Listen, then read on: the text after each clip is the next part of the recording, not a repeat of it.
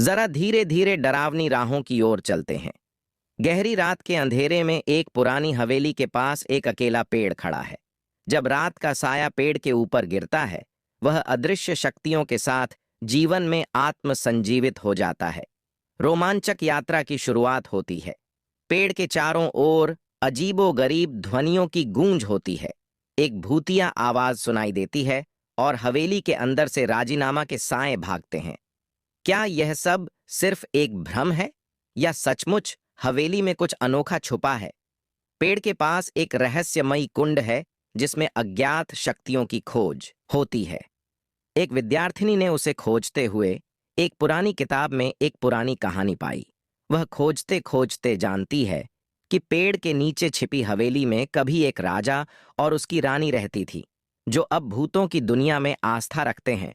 उनका आत्मा अब भी उनके पुराने निवास स्थल में बसा है।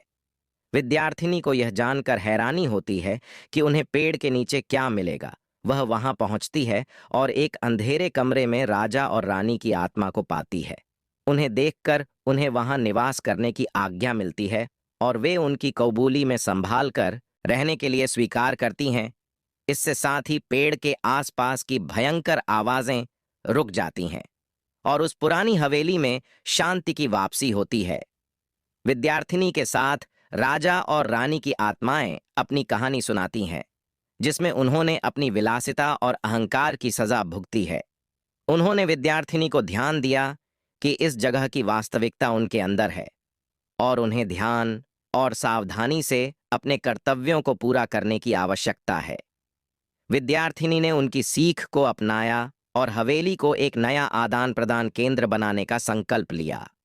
इसके साथ ही वह राजा और रानी की आत्माओं के साथ एक अजीबोगरीब बंधन का आनंद लेती है, जो उन्हें आत्मिक शांति और प्रेरणा प्रदान करता है। विद्यार्थिनी अपनी नई मित्रों के साथ हवेली में रहने के लिए तैयार होती है। वह और राजा रानी की आत्माएं मिलकर उसे एक नई दिशा देती है। हवेली में अब जीवन और ऊर्जा का महसूस होता है, जो कभी भूतिया और डरावना था। विद्यार्थिनी ने उस पुरानी हवेली को एक नए आयाम में उठाया और उसके चरणों में नई उम्मीदों की एक नई धारा शुरू की। वह और राजा रानी की आत्माएं एक साथ उनके यात्रा का हिस्सा बनती हैं, साथ में समाधान और संतोष का अनुभव करती हैं। आत्मा का अटैक विद्यार्थिनी के लिए एक अचानक चुनौती होती है। वह ध्यान में लगी रहती है, लेकिन उसे अपने आसपास की ऊर्जा की अनुभूति होती है। धीरे धीरे आत्मा की शक्तियां बढ़ती हैं और वह विद्यार्थिनी के पास आती है। विद्यार्थिनी को अटैक करने से पहले आत्मा को उसकी मदद की जरूरत है, जिससे वह अपने आगामी समाधान के लिए तैयार हो सके। आत्मा की अचानक उस पर हमला विद्यार्थिनी को अचानक ही एक भयंकर स्थिति में डाल देता है, लेकिन वह तुरंत अपनी संवेदना को संरक्षित करती है और अपनी शक्तियों को उसके खिलाफ उत्तेजित करने की बजाय उन्हें संयमित करती है। वह अपने मन को शांत करने के लिए अपनी शांति को ध्यान में लाती है और आत्मा की शक्तियों को समझने का प्रयास करती है।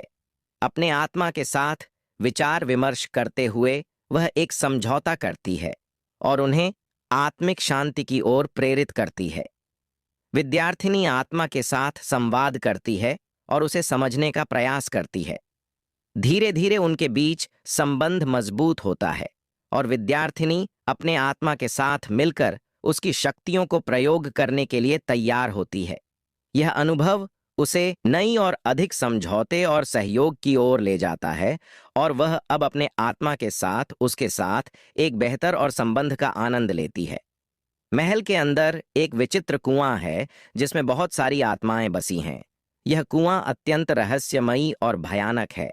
जब भी कोई व्यक्ति इसे नजदीक से देखता है, उसे अजीबोगरीब और डरावनी आवाजें सुनाई देती हैं।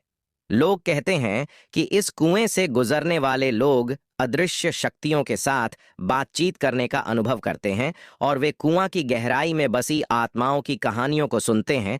इसके अलावा कुएं के अंदर बसे हुए आत्माओं का एक अनोखा समूह भी है, जो अपनी कहानियों के माध्यम से जीवंत हैं और जिनका उद्दीपन और ध्यान लोगों के लिए हमेशा रहता है। कुआं में गिरने से विद्यार्थिनी को भयंकर और अजीबोगरीब अनुभव होता है। उसकी धड़कनें तेज हो जाती हैं और वह अंधेरे के बीच खो जाती है। अचानक उसे आत्माओं की चिल्लाहट और डरावनी आवाजें सुनाई देती हैं। वह प्रयास करती है कि बाहर निकले, लेकिन कुआं के अंदर उसे एक अजीब माहौल में फंसा हुआ महसूस होता है। धीरे धीरे उसकी आत्मविश्वास और धैर्य की आवश्यकता होती है, जिससे वह कुएं से बाहर निकल सके। जब विद्यार्थिनी कुएं के अंदर फंसी हुई थी, तो वह अपने आसपास के वातावरण में ध्यान देने के बाद धीरे धीरे एक जादुई लोकित की ओर मुड़ती है। यह लोकित उसे अपनी पर्सनालिटी से लुभाता है और उसे एक अनोखे संदेश के साथ अपनी ओर आकर्षित करता है। इस जादुई लोकित में विद्यार्थिनी को उसके अंतर्मन के रहस्यमयी स्वरूप का एहसास होता है। यह लोकित उसे अपनी ओर खींचता है और उसे कुएं से बाहर निकलने के लिए मार्गदर्शन करता है। इस जादुई लोकित की मदद से विद्यार्थिनी अंततः कुएं से बाहर निकलती है और अपनी यात्रा को जारी रखती है। महल से निकलने के बाद विद्यार्थिनी को अजीब गरीब दृश्य दिखाई देने लगते हैं। महल का वातावरण पहले के मुकाबले बिल्कुल भी नहीं लग रहा है। दीवारों पर अत्यधिक छाया, अजीब ध्वनियां और अनजाने आवाजें सुनाई देती हैं। महल के कोने कोने से अनोखे और भयंकर प्राणियों के रूप में आत्माएं दिखाई देती हैं। विद्यार्थिनी को अपने आप को महल की नई और भयानक वातावरण में संतुष्ट करने की आवश्यकता होती है, ताकि वह अपनी यात्रा जारी रख सके। जब विद्यार्थिनी महल में अजीब गरीब दृश्यों को देखती है, तो एक आत्म उसे समाप्त करते हैं। यह आत्म उसे अपनी पूर्वजों के बारे में बताते हैं, जिनकी यहाँ रहने की कहानी उसने सुनी थी। वे बताते हैं कि महल के अंदर कई पीढ़ियों के लोग रहे हैं और वे सभी एक समय में इस महल में साथ रहते थे। इस आत्मा की माध्यम से विद्यार्थिनी को महल के इतिहास और उसकी महत्ता का अनुभव होता है। इससे वह उसकी विशेषता को समझती है और महल के अजीब गरीब दृश्यों को समझने के लिए तैयार होती है। विद्यार्थिनी ने महल में और उसके इतिहास में और भी गहराई से खोज की। उसने पुराने दस्तावेजों, चित्रों और अन्य स्रोतों को छाना और अध्ययन किया। इसके परिणाम स्वरूप उसे महल का रहस्य और इसके पूर्वजों की कहानी समझ में आने लगी। वह जानती है कि महल का निर्माण कई सदियों पहले हुआ था और इसके भीतर कई रहस्यमय संगठन और अनोखी घटनाएं घटी थीं। सच्चाई का पता चलते ही विद्यार्थिनी ने महल की गहराई में छुपे रहस्य को खोजने का संकल्प किया। उसने न सिर्फ महल की हकीकत को जाना, बल्कि उसके पूर्वजों के संबंध में भी विस्तृत जानकारी प्राप्त की।